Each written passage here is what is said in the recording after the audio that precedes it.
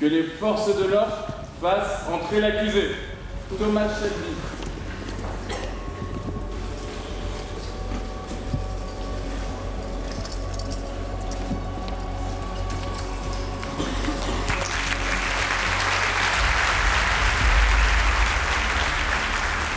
Derrière le visage angélique de l'accusé se cache le leader des Peaky Blinders.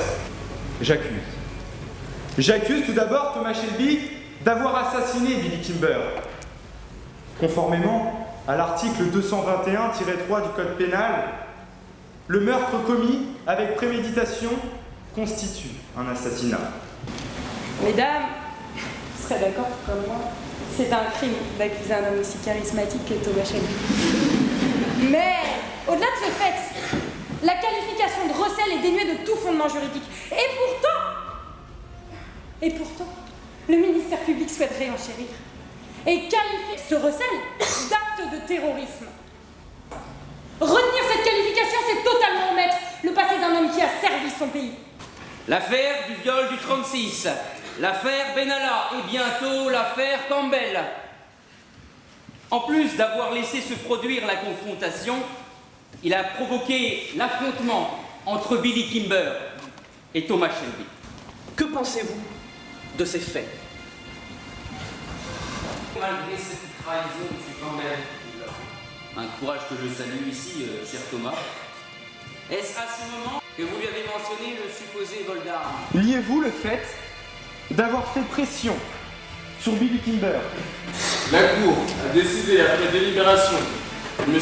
Thomas Shelby, ici présent, est acquitté du chef d'accusation d'acte de terrorisme.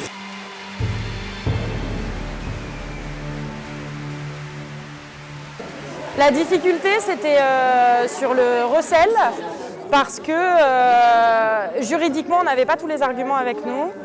Et après, il est charismatique, donc les gens l'aimaient bien, mais tout le monde a l'image d'un gangster. Du coup, fallait jongler entre ça.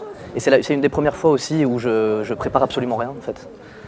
J'ai juste réfléchi à 2-3 choses, à au moins 2-3 idées, et je me suis dit... de toute façon, avec les plaidoiries des avocats de la défense, j'aurais d'autres arguments, etc. Et donc je me suis lancé un peu dans le grand bain. Ça fait 1 an que je fais de l'improvisation et pour le coup, c'est quelque chose d'indescriptible parce qu'on vit et on ressent l'attention de l'auditeur, de toute la salle. On sent la gravité qui est posée dans la salle quand vous dites quelque chose qui les intéresse.